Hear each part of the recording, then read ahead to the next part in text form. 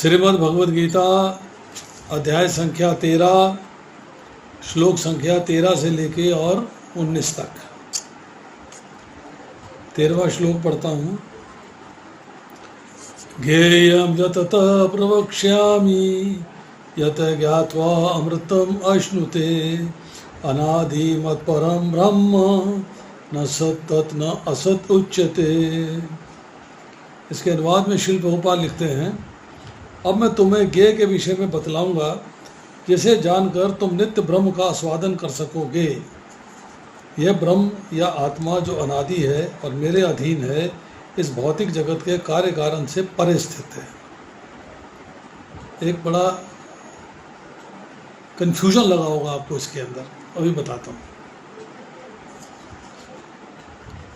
अब मैं तुम्हें ज्ञेय के विषय में बताऊंगा। ज्ञेय का मतलब है जानने योग्य, जो आपको जानना चाहिए, जो आपको जानना चाहिए। अब मैं उसके विषय में आपको बताऊंगा। अर्जुन को कह रहे हैं, अब मैं तुझे उसके विषय में बताऊंगा। उसको जानने के बाद तुम नित्य ब्रह्म का आस्वादन कर सकोगे। अब यहाँ पे जो है कहा, ये ब्रह्म जो आत्मा है, जो अनादि है।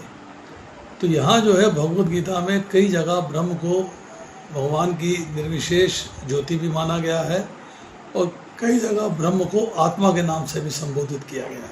इसलिए कोई कन्फ्यूजन नहीं है, इसको एज इट इज एक्सेप्ट कर लेना। और मेरे अधीन है, क्योंकि आत्मा भी इंडिपेंडेंट होते हुए भी भगवान के अधीन है। ये बात समझने वाली है। और इस भौतिक जगत के कार्य कारण से परे स्थित है, मतलब भौतिक प्रकृति के जो कार्य हैं, भौतिक प्रकृति की जो एक्टिविटीज़ हैं, उनसे ये परे है, उनसे ये डिस्टिंक्ट है। अब इसके तात्पर्य में प्रभुपाद क्या लिखते हैं, सुनिएगा। भगवान ने क्षेत्र तथा क्षेत्रज्ञ की व्याख्या की, पिछले श्लोकों में हम पढ़ चुके हैं। उन्होंने क्षेत्रज्ञ को जानने की विधि की भी व्याख्या की है। ठीक। अब वे जानने योग्य अर्थात ज्ञेय के विषय में बता रहे हैं।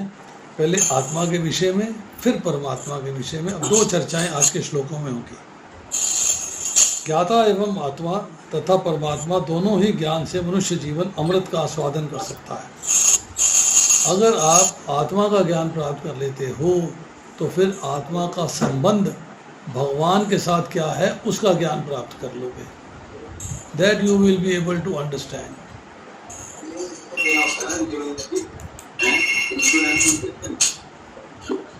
आपको ये बात जो है समझ में आ जाएगी कि आत्मा का परमात्मा के साथ संबंध क्या है। आरती माता जी म्यूट कर लीजिए अपने आप को। आरती प्रसाद म्यूट करिए अपने आप को। मैं आपको जो है को होस्ट बना देता हूँ।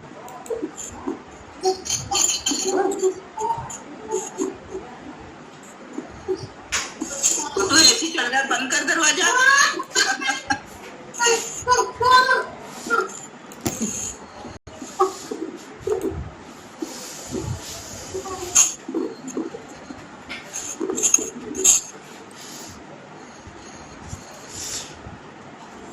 द्वितीय अध्याय में कहा गया है कि जीव नित्य है।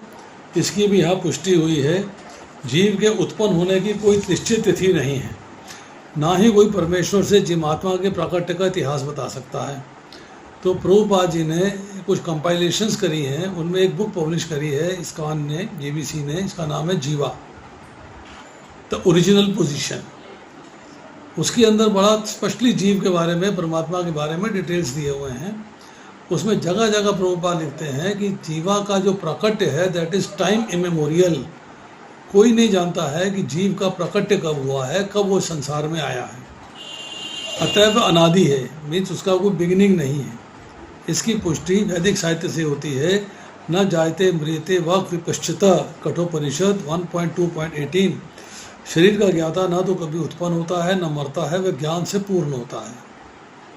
मीन्स आत्मा के बारे में चर्चा जो दूसरे अध्याय में हमने करी थी वो यहाँ पे फिर रिपीट हो रही है।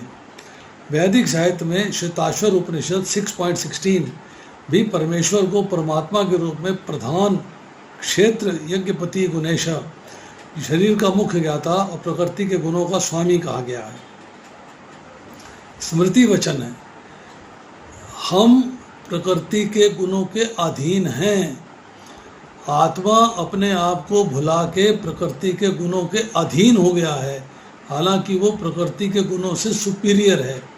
पर भगवान जो है वो प्रकृति के गुणों के अधीन नहीं है, वो प्रकृति के गुणों के स्वामी हैं। इसलिए भगवान को गुणाधीश कहा गया है, अधीश्वर है उसके।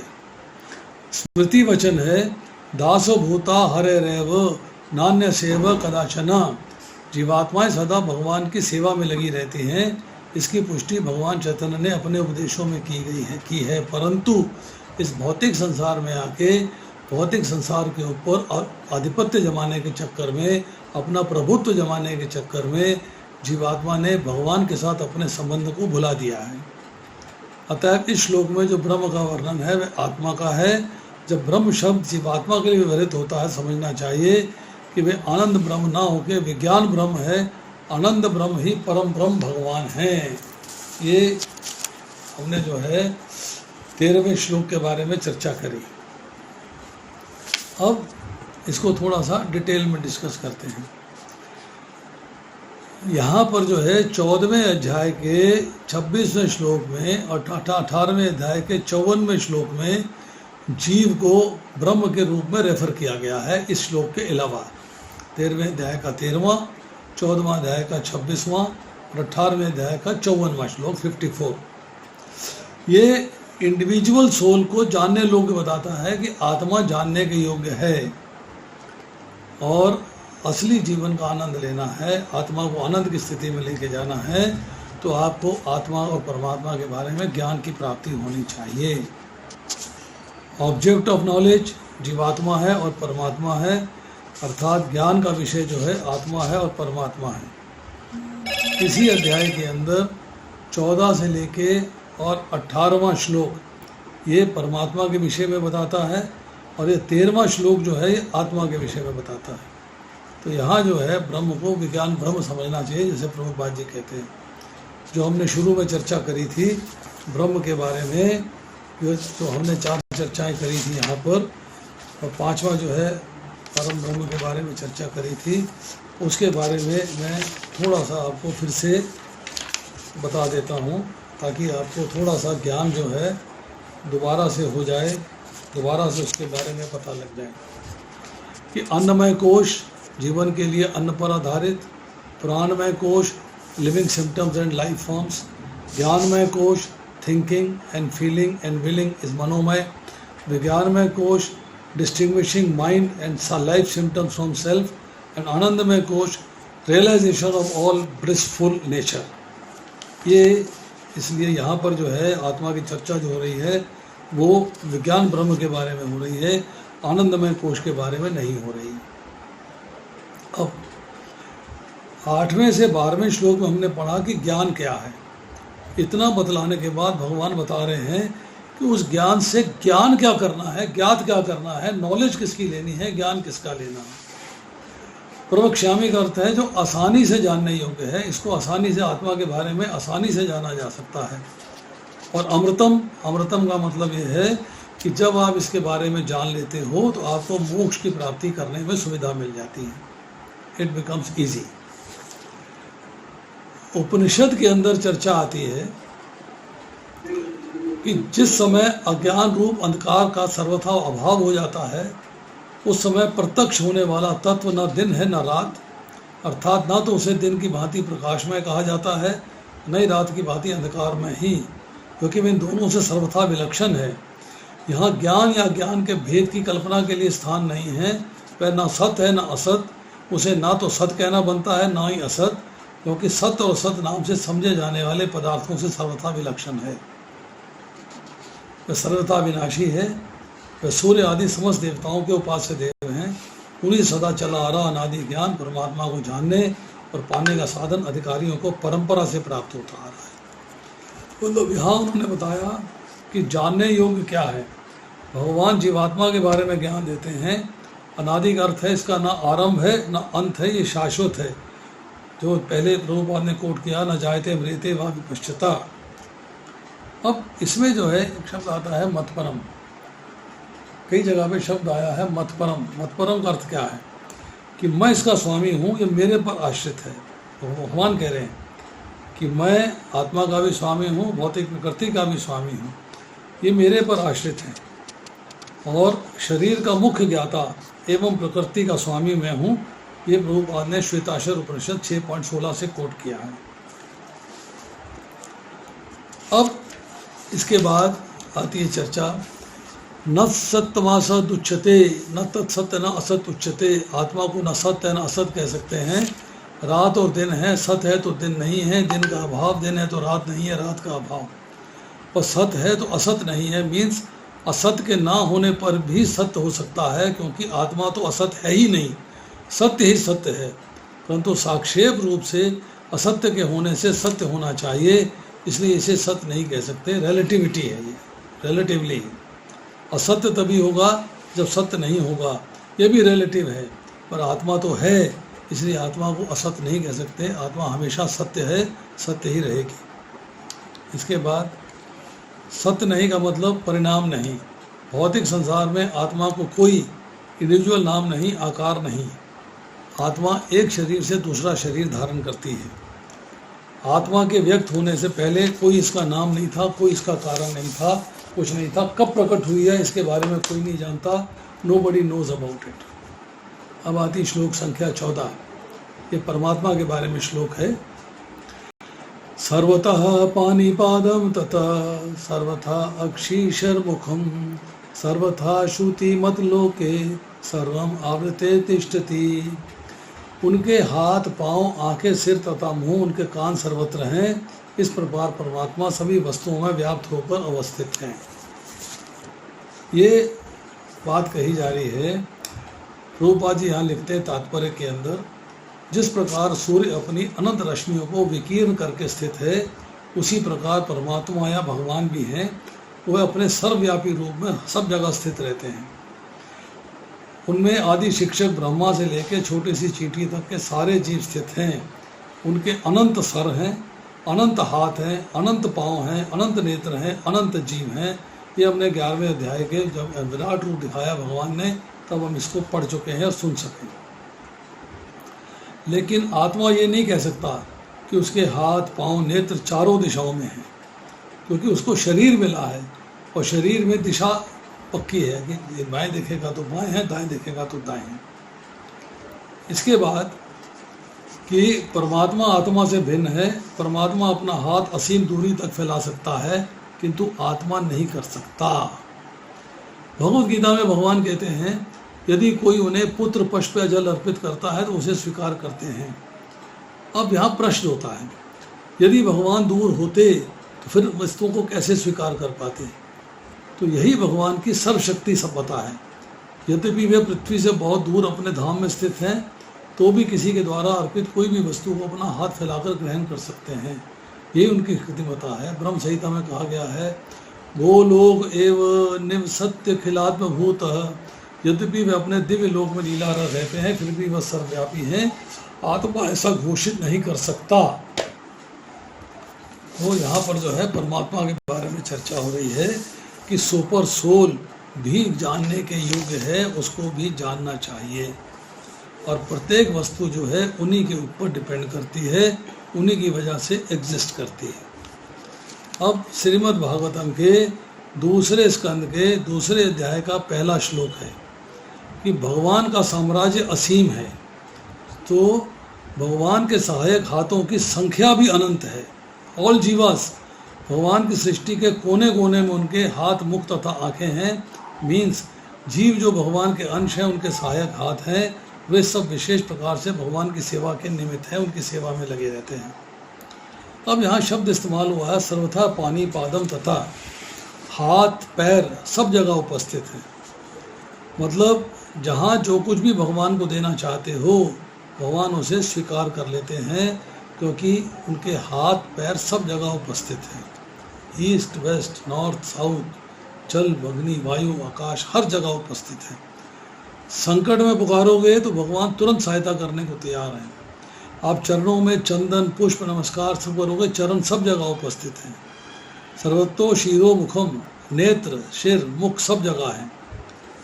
जैसे कि अगर आप भगवान को दीपक दिखाते हो, भगवान के शरीर को याद करते हो, अपने शरीर से भगवान की सेवा करते हो, मन से नृत्य करते हो, भगवान सब देख लेते हैं।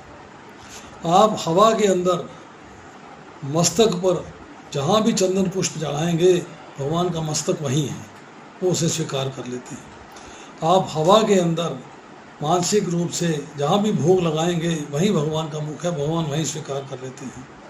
सर्वतः श्रुति मत है कि अगर आप भगवान के कीर्तन करते हो, नाम लेते हो, राम रूप बोलेगा धाम का वर्णन करते हो, और जहाँ भी कहीं भी जोर से बोलकर, धीरे से बोलकर, मन से प्रार्थना करते हो, तो भगवान सुन लेते हैं। उसका कारण क्या है कि मनुष्य की इंद्रियां जो हैं अपनी जगह पे स्थित हैं, पर भगवान की इंद्रियां जो हैं सब जगह हैं, सब जगह उपस्थित हैं। कोई ऐसा नहीं है कि किसी पर्टिकुलर जगह पे है। अब आती श्लोक संख्या 15।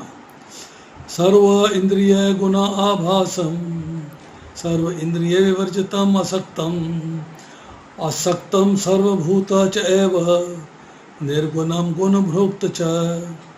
परमात्मा समस्त इंद्रियों के मूल स्रोत हैं, फिर भी वे इंद्रियों से रहित हैं। वे समस्त जीवों के पालन करता होकर भी अनासक्त हैं। वे प्रकृति के गुणों से परे हैं, फिर भी भौतिक प्रकृति के समस्त गुणों के स्वामी हैं। परमात्मा समस्त इंद्रियों के मूल स्रोत हैं। मूलतः आपकी इंद्रियां भी भगवान की इंद्रियों के अंश हैं, पर भगवान फिर भी इंद्रियों से रहित है। उनकी इंद्रियां जो हैं वो ऐसी हैं जो कि हमारी चिंतन से परे हैं। वे समस्त जीवों के पालन करता होकर भी अनासक्त हैं। आप किसी का पालन करते हो, आपको उसमें आसक्ति हो जाती है। भगवान सब जीवों का पालन करते हैं, भगवान की किसी में आसक्ति नहीं है। वो तीनों प्रकृति के गुणों से परे हैं, सतोगुण रजोगुण तमोगुण से परे हैं, और फिर भी भौतिक गुणों के स्वामी हैं। मतलब गुणों के अधीन नहीं हैं, गुणों के धीश हैं, गुणों के स्वामी हैं, परंतु गुणों के अधीन नहीं हैं।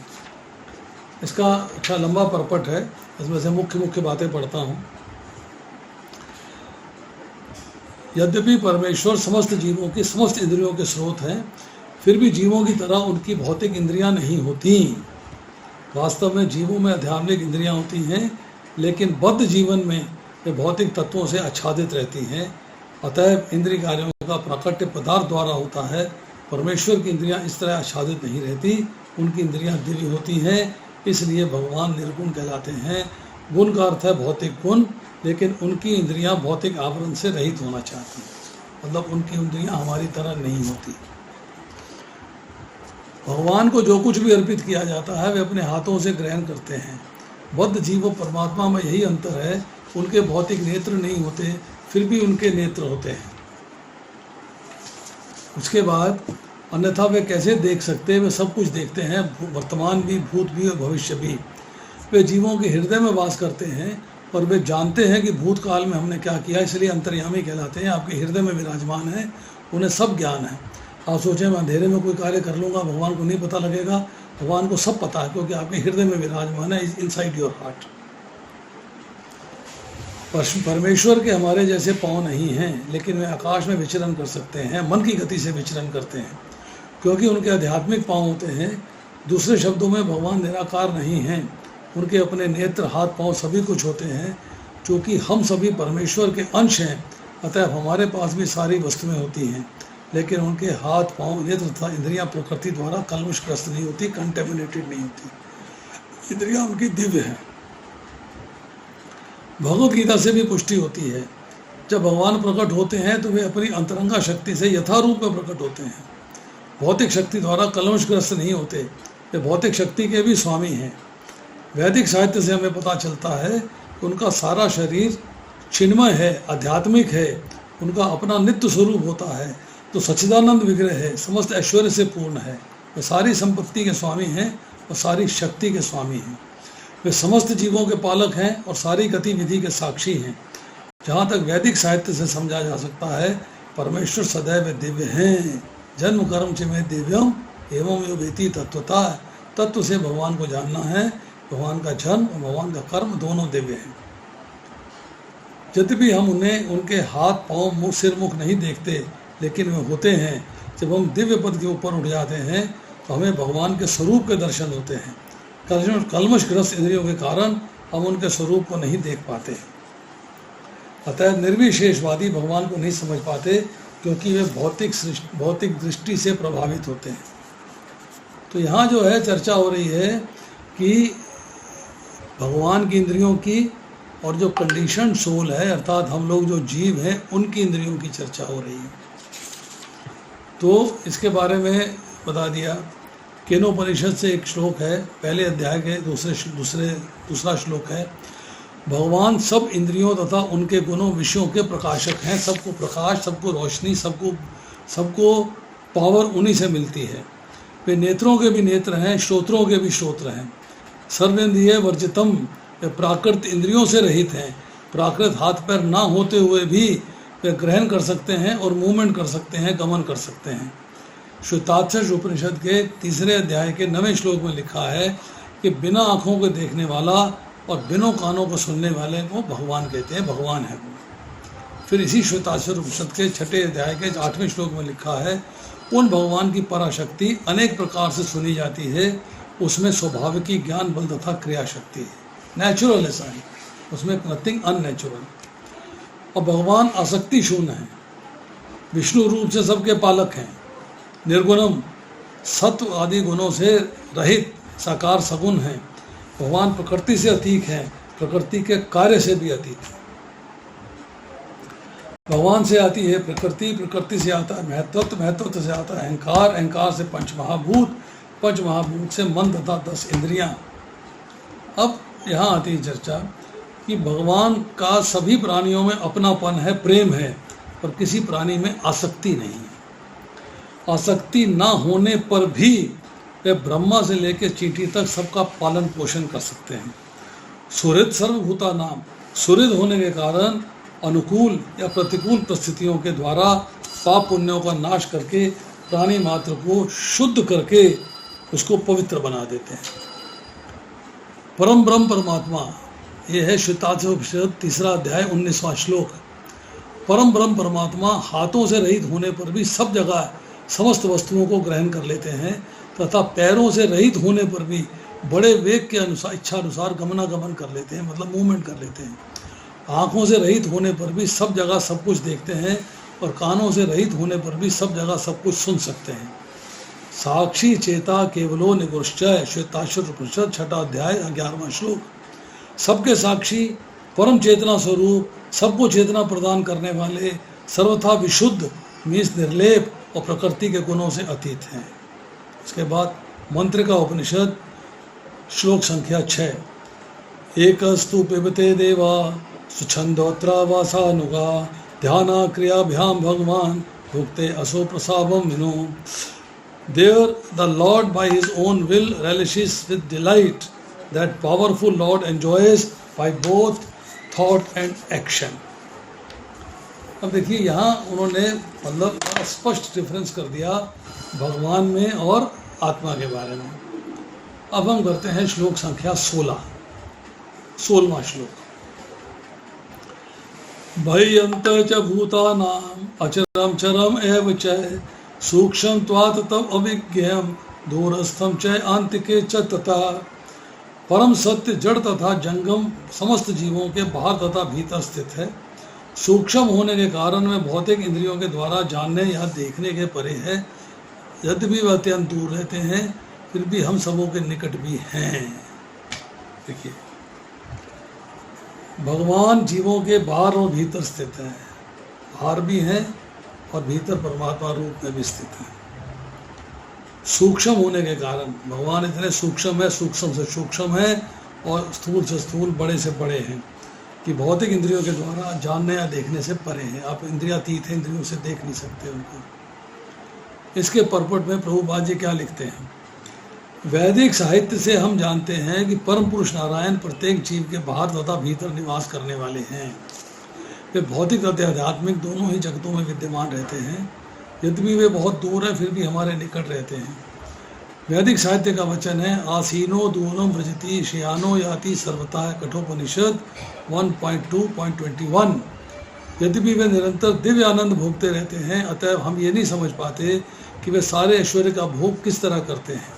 हम इन्हें भौतिक इंद्रियों से ना तो उन्हें देख पाते हैं ना समझ पाते हैं।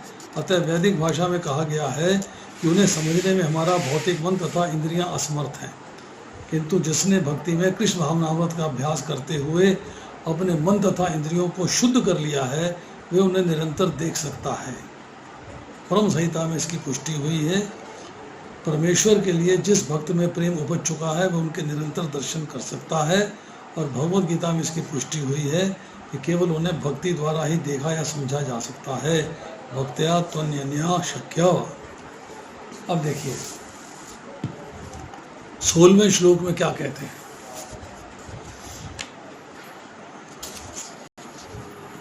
नारायण सब वस्तुओं के अंदर या परे, हमने अभी परपट में पढ़ा है। ये महानारायण उपनिषद के 13वें अध्याय का 5वां श्लोक है।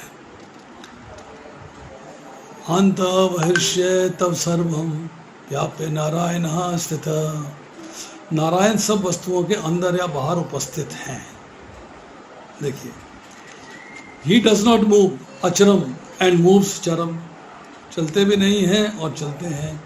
आसीनो दूरम व्रजति शयानो याति सर्वथा कठोपनिषद 1.2.21। जब बहुत दूर है फिर भी हमारे निकट हैं, लेटे रहते हैं फिर भी सब जगह जाते हैं। नारायण विष्णु लेटे रहते हैं फिर भी सब जगह जाते हैं। न संदेशे तिष्ठति सूपमस्य न चक्षुषा पश्यति कशनम कशनैनम शताशर उपनिषद 4.22। परमात्मा का स्वरूप दृष्टि के आगे नहीं ठहरता। इसमें कोई भी प्राकृत नेत्रों द्वारा नहीं देख सकता कि किसको भगवान ने दिव्य दृष्टि प्रदान करते हैं, वही उन्हें देख सकता है। वही जो है अर्जुन को, जब हम 11वां अध्याय पढ़ रहे थे, भगवान ने दिव्य दृष्टि दी तभी उनको देख पाए। बृहदारण्यक उपनिषद 4.4.20 परमात्मा को मन से देखना चाहिए। कठोपनिषद 2.1.1 बुद्धिमान मनुष्य अंतरात्मा को देखता है। भोपाल तापनी उपनिषद 2.79 परमात्मा भक्ति योग में उपस्थित है। यही भगवान ने भगवद गीता के 11वें अध्याय के 54वें श्लोक में कहा। अब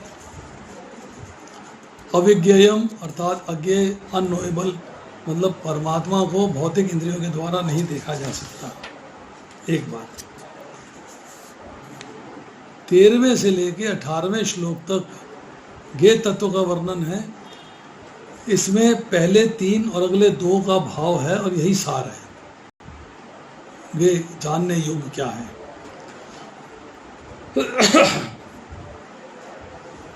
कहते हैं संपूर्ण चर तथा अचर प्राणियों के भीतर बाहर भी परमात्मा है। बहिरंतश्च भूतानाम चरम चर में वचय। कहते हैं कि अगर आप जो है बर्फ़ का घड़ा बना लो, उसको घड़े को जल में डाल दो तो जल के अंदर भी घड़ा है, घड़ा भी इस बर्फ़ को मतलब पानी का बना हुआ है, और घड़े के अंदर भी पानी है, मतलब सब जगह जल ही जल है। 7वें अध्याय के 19वें श्लोक में कहा गया है वासुदेवम सर्वमिति, मतलब सब कुछ वासुदेव हैं। और 9वें अध्याय के 19वें श्लोक में कहा गया है सच सच्चा अहम, सब कुछ मैं हूँ। दूरस्थ चांति के च तथा, दूर से दूर निकट से निकट। देखिए क्या एग्जाम्पल देते हैं। पृथ्वी से दूर है जल, जल से दूर है अग्नि, अग्नि से दूर है वायु, वायु से दूर है आकाश, आकाश से दूर है महतत्व, महतत्व से दूर है प्रकृति, प्रकृति से दूर है परमात्मा। कितने दूर है, हाउ डिस्टेंट ही इज। अब प्रकृति से निकट, प्रकृति से निकट है स्थूल शरीर, उसके निकट है सूक्ष्म शरीर, उसके निकट है चेतना, उसके निकट है आत्मा, उसके निकट है परमात्मा आपके हृदय में विराजमान है। सो दूर से दूर भी हैं और निकट से निकट भी हैं, पर इंद्रियों से नहीं जाने जा सकते क्योंकि सूक्ष्म है। एग्जाम्पल दिया गया है, जल जो है परमाणु रूप में आकाश में उपस्थित है। जब सिचुएशन आती है तो पानी बरसता है, स्थूल हो जाता है तो वर्षा हो जाती है, परंतु भगवान अज्ञान के कारण नहीं दिखाई देते। अज्ञान के कारण किसी ने कहा ये भगवद गीता है, बोला जी अच्छा भगवद गीता है, बोला हाँ जी भगवद गीता है। बोले देखो इसमें क्या लिखा है। कहता मुझे तो काली लकीर दिखाई देती है, मुझे कुछ दिखता ही नहीं। उसे पढ़ना नहीं आता, उसे पढ़ना नहीं आता, उसे काली लकीर दिखाई देती है। एक थोड़ा ज्ञानवान व्यक्ति आ गया, उसे पूछा भगवद गीता है? बोला हाँ जी दिखाई दे रहा, भगवद गीता दिखा रहे हो। बोले इसमें क्या है? बोले इसमें कुछ शब्द लिखे हुए हैं, सम वर्ड्स आर देयर, शब्द हैं, वाक्य हैं, सेंटेंसेस हैं। एक भक्त से पूछा भाई ये क्या है? बोले भगवद गीता है। बोले भगवद गीता में क्या समझ में आ रहा है? बोला भगवद गीता के अंदर भगवान ने अर्जुन को उपदेश दिया है, उसमें वाक्य लिखे हुए हैं, भगवान की वाणी है, वो वाक्यों के अर्थ हैं जो मैं समझ पा रहा हूँ और उन अर्थों को अपने जीवन में लगा रहा हूँ। ये अज्ञान और ज्ञान और भक्त का अंतर है। अब इसके बाद आते हैं श्लोक संख्या 17 में। अविभक्तम च भूतेषु विभक्तम इव च स्थितम भूतभृत च तत्ज्ञेयं कृष्णु स प्रभो विष्णु च।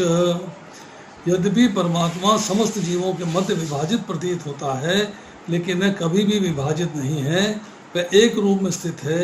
यद्यपि वह प्रत्येक जीव का पालन करता है, लेकिन ये समझना चाहिए वह सबों का संहार करता है और सबों को जन्म देता है। तात्पर्य में प्रभुपाद क्या लिखते हैं? भगवान सबों के हृदय में परमात्मा रूप में स्थित हैं, तो क्या इसका अर्थ ये हुआ कि बटे हुए हैं? नहीं, वास्तव में एक हैं। यहाँ पर सूर्य का उदाहरण दिया जाता है। सूर्य दोपहर के समय अपने स्थान पर रहता है, लेकिन कोई चारों ओर 5000 मील की दूरी पर घूमे और पूछे तो सूर्य कहाँ है, लोग यही कहेंगे कि वह उनके सर पर चमक रहा है। यद्यपि भगवान अविभाजित हैं, लेकिन वे इस प्रकार स्थित हैं मानो विभाजित हों।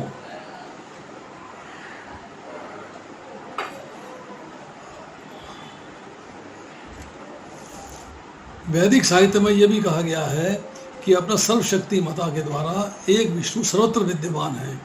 इस तरह अनेक पुरुषों को एक ही सूर्य की प्रतीति अनेक स्थानों में होती है। यद्यपि परमेश्वर प्रत्येक जीव के पालन करता है और प्रलय के समय सबों का भक्षण कर जाते हैं, इसकी पुष्टि 11वें अध्याय में हो चुकी है।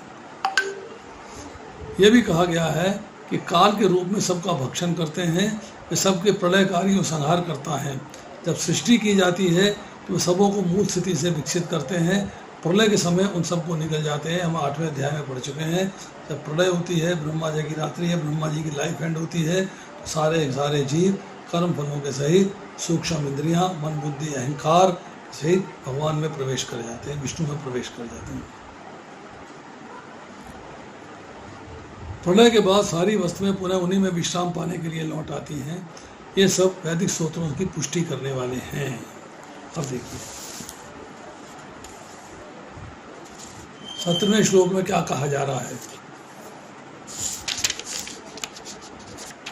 सुनिए। भूत भृत नारायण रूप होकर सब भूत समूह भक्तों के पालक हैं। प्रलय काल में संहारक हैं कृष्ण और प्रभु विष्णु सृष्टि काल में नाना कार्य रूप में उत्पत्तिशील ब्रह्मा रूप में सबको जो है प्रकट करते हैं और रुद्र रूप में सबका संहार कर देते हैं जब विष्णु होते हैं। अविभक्तम परमात्मा सब जीवों में उपस्थित है। अलग अलग बटे दिखाई देते हैं, परंतु बटे नहीं हैं। तत्व से वो केवल एक हैं, only one and only one. समम सर्वभूतेषु तिष्ठतम परमेश्वरम 13वें अध्याय का 28वां श्लोक है। परमात्मा को सब प्राणियों में समभाव से स्थित देखना चाहिए। 18वें अध्याय का 20वां श्लोक है। अविभक्तम विभक्तेषु परमात्मा को अविभक्त रूप से देखने को सात्विक ज्ञान कहा गया। वह एक है, विभक्त नहीं है। वह सब जीवों में जो कि वेष्टि आत्माएं हैं उनके साथ उपस्थित है। वह जीव की तरह विभक्त लगता है, परंतु विभक्त है नहीं, अलग अलग नहीं है, एक ही नारायण है, सबके अंदर उपस्थित है। एको अपि सन बहुधा यो भाति गोपाल तापनी उपनिषद। वे एक होते हुए भी अनेक भागों में विभक्त महसूस होते हैं, है नहीं। इसके बाद पद्म पुराण के सृष्टि खंड से चर्चा आती है। श्लोक है सृष्टि स्थित अंत कारणात् ब्रह्मा विष्णु शिवात्मकः से संज्ञा याति मज्जानाक एव जनार्दना। एक ही परमात्मा सृष्टि पालव संहार करने के कारण ब्रह्मा विष्णु और शिव नामक नाम धारण करते हैं। It divides into 3। उसके बाद कहा गया है यतो वा इमानि भूतानि जयन्ते येन जातानि जीवन्ति यथा प्रयन्ति यत अविवंशमिषन्ति तथा विजिज्ञास्व। जो प्रत्यक्ष दिखाई देने वाले सब प्राणी जिनसे उत्पन्न हो रहे हैं, उत्पन्न होकर जिनके सहयोग से जिनका बल पाकर वे सब जीते हैं, जीवनोपयोगी क्रिया करने में समर्थ होते हैं और महाप्रलय के समय जिनमें विलीन हो जाते हैं, उनको जानने की पाने की इच्छा करके वही परमात्मा ब्रह्म कहलाते हैं। तैत्तिरीय उपनिषद भृगुवल्ली अनुवाक नंबर 1। अब मत्स्य पुराण में चर्चा आती है। एकायन परो विष्णु सर्वत्रायापि न संशया ऐश्वर्याद रूपम एकम जय सूर्यवदे बहुधेयते।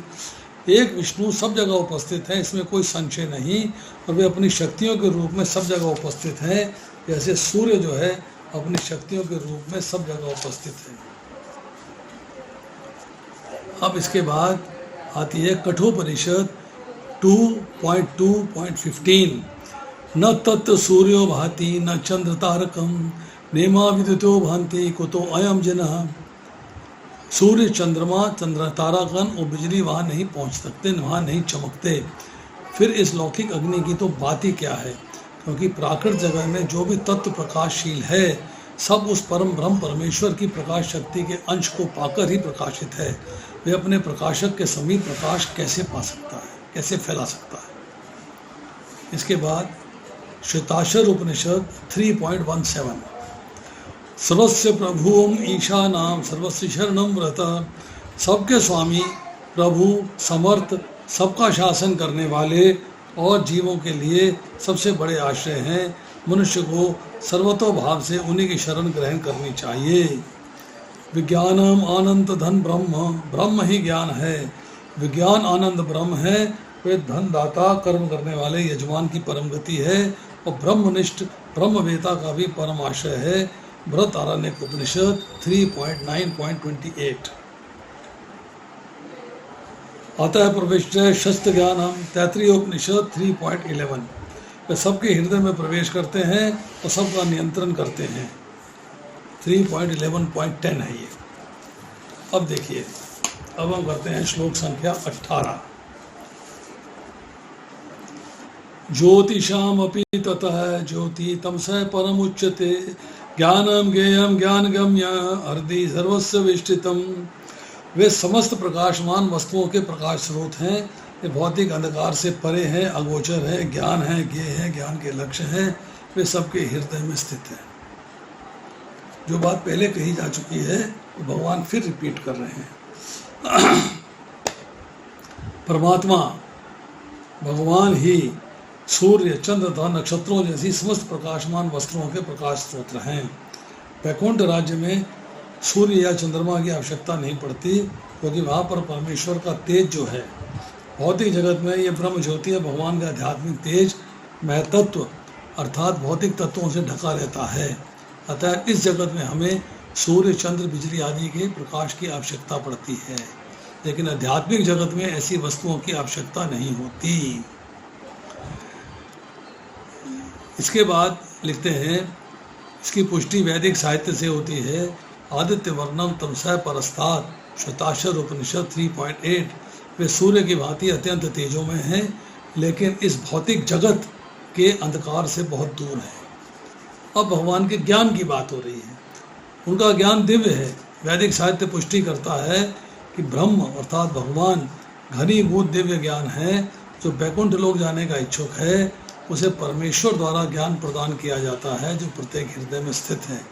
भगवान दूसरे अध्याय के 39वें श्लोक में कहते हैं, अब मैं तुझे निष्काम भाव से कर्म करना बता रहा हूँ।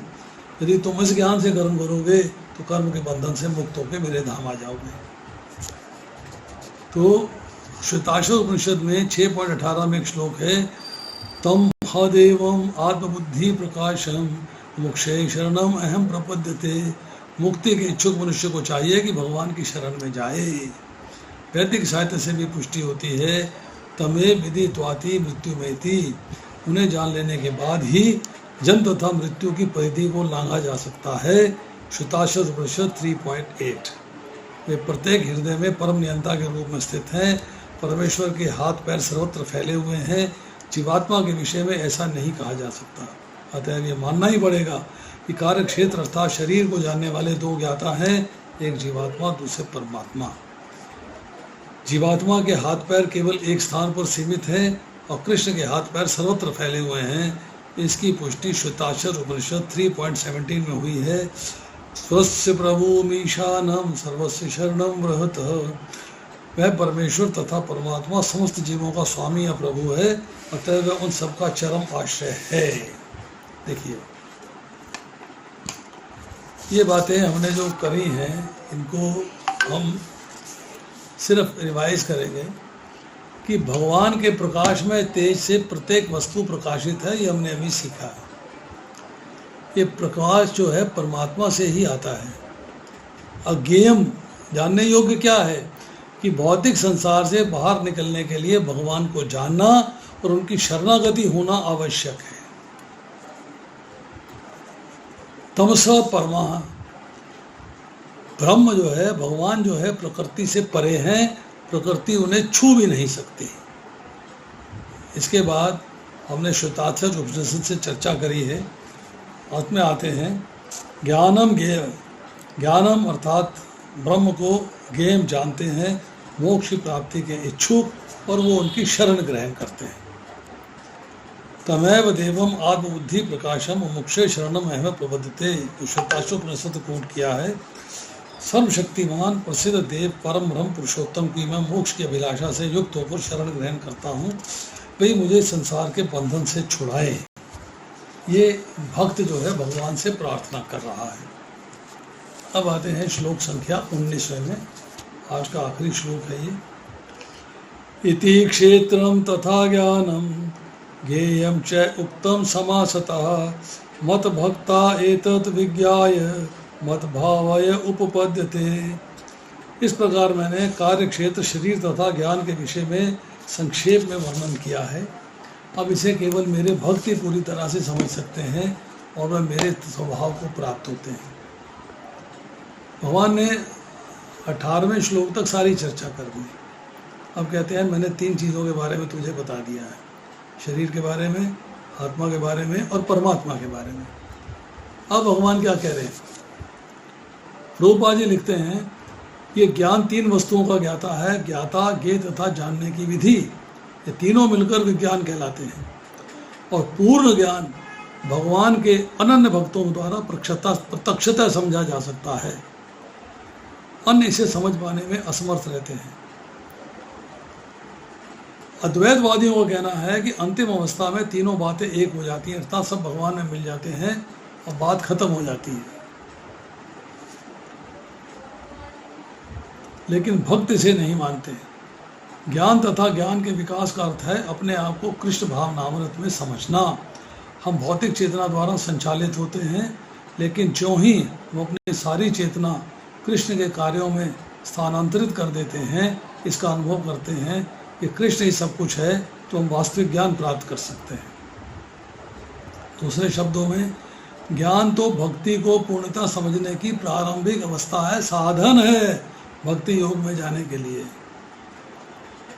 अब हम सारांश रूप से कह सकते हैं कि महाभूतानी से लेकर चेतना धृति तक भौतिक तत्वों तथा जीवन के लक्षणों की कुछ अभिव्यक्तियों का विश्लेषण हुआ है। ये सब मिलाकर शरीर तथा कार्य क्षेत्र का निर्माण करते हैं। श्लोक संख्या 8 से 12 तक अमानित्वम से लेकर तत्व ज्ञानार्थ दर्शनम तक कार्य क्षेत्र के दोनों प्रकार के ज्ञान अर्थात आत्मा तथा परमात्मा के ज्ञान की विधि का वर्णन हुआ है। और 13वें से 18वें में अनादि मतपरम से लेके हृदय सर्वस्व विशुद्धम अर्थात जीवात्मा तथा परमात्मा का वर्णन हुआ है।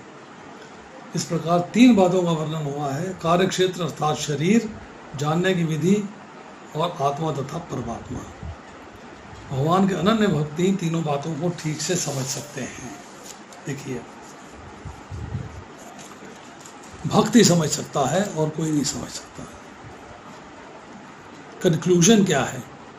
क्षेत्र, क्षेत्रज्ञ और ज्ञान की प्राप्ति का परिणाम बताया। जो हमने अभी चर्चा करी, प्रभुपाद ने जो सब पर्पट का सेकंड पैराग्राफ लिखा है उसके अंदर क्षेत्र का स्वरूप 6 से 7वें श्लोक में, ज्ञानम, ज्ञान की प्राप्ति के साधन, क्षेत्रज्ञ के ज्ञान की अमानित्व से लेकर तत्व ज्ञानार्थ दर्शनम तक 8वें से 12वां, और दोनों क्षेत्रज्ञों के बारे में ज्ञान 13वें से 18वां। इन तीनों के बारे में जानकर क्षेत्र ज्ञान और ज्ञान के बारे में अलग अलग डिस्क्रिमिनेट करके एवं समझकर सारे मेरे भक्त मेरी प्रेमा भक्ति की योग्यता प्राप्त कर लेते हैं। ये इम्पोर्टेंट पार्ट है। मद भावाय, वो जो है मेरी को समझने की योग्यता प्राप्त कर लेते हैं, प्रेम भक्ति करने की योग्यता प्राप्त कर लेते हैं। और मद भक्त मीन्स इस तरह मेरे भक्त मेरे स्वभाव को प्राप्त करने की योग्यता प्राप्त करते हैं, अर्थात श्रवणम, कीर्तनम, विष्णु स्मरणम, पाद सेवनम, अर्चनम, वंदनम, दास्यम, साख्य आदि निवेदनम के मार्ग पर चल पड़ते हैं। क्षेत्र को ठीक से जान लेने से क्षेत्र से संबंध विच्छेद करना आसान हो जाता है। ज्ञान को ठीक से जानने से देह का अभिमान मिट जाता है, आत्मा के बारे में समझने की शक्ति आ जाती है, और ज्ञ जानने योग्य तत्व को जानने से परमात्मा की प्राप्ति हो जाती है। आज इतना ही, शेष फिर। बहुत डिफ़िकल्ट चैप्टर है ये, इस चैप्टर को आसान न समझें। पूरी भगवत गीता में सबसे मुश्किल चैप्टर यही है। Most difficult chapter is Bhagavad Gita chapter 13। चलिए, अब किसी का कोई प्रश्न है तो पूछें। Any question? इसका मैं लेक्चर जो है वो अपलोड करूँगा। वरुण प्रभु से रिक्वेस्ट है, हमारे को होस्ट है, मेरे पास बहुत सारे लेक्चर कलेक्ट हो गए हैं, प्रभु जी आके उनको ले जाओ और उनको पोस्ट कर दो, फिर उनकी लिस्ट बनाओ, लोगों को पोस्ट कर दें लेक्चर्स, लोगों को लिस्ट दे दें। आपसे हाथ जोड़ के प्रार्थना है, इतनी हेल्प तो कर दो। जी प्रभु जी, मैं करता हूँ।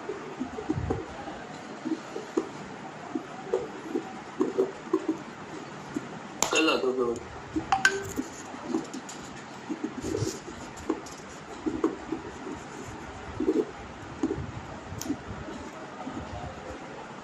ये जो हमारा ग्रुप है, एक पानीपत गुरुग्राम ग्रुप है और एक रीड एट होम ग्रुप है। इसमें कुछ लोगों ने इसको छोड़ दिया है, क्विट कर दिया है। अगर उसमें मेरे से कोई मिस्टेक हुई हो तो मैं क्षमा याचना करता हूँ। आप कम से कम मैसेज लेते रहिएगा, आपको मैसेज मिलते रहेंगे। चलिए, आकाश कृष्णात्री जी बोलिए आप। प्रभु जी, बाकी ये गीता का जो ये अध्याय है ना, ये मुझे बहुत बार, मैंने काफी बार पढ़ा है, पर ये मुझे मतलब थोड़ा दिमाग समझ में मतलब बहुत डिफिकल्ट लगता है बाकी अध्यायों के कंपेयर में। मतलब ये आत्मा, परमात्मा, ज्ञेय और ज्ञान, ये थोड़ा मेरे को समझने में बार बार, मैं खूब पढ़ने की खुद भी कोशिश करती हूँ, पर मैं इसको अच्छी तरह समझ नहीं पाती हूँ। माता जी, इसका लेक्चर जो है ना, जब हम अपलोड कर देंगे और आपको लिंक मिल जाएगा तो आप उस लिंक के ऊपर चलिए।